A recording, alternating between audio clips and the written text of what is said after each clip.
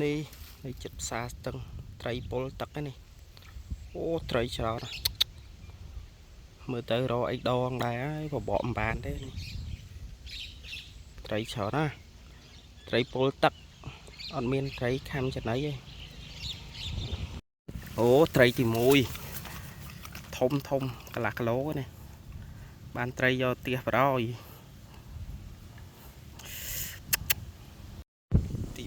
ទី3ទី2អត់បានថតទី3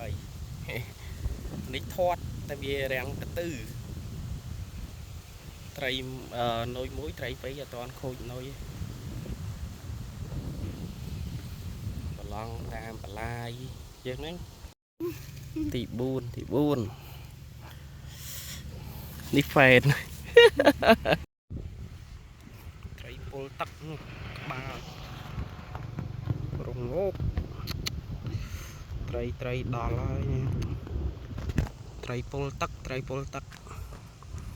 ម្សិលមាញ់គេដុះបានម្នាក់30-40 គីឡូ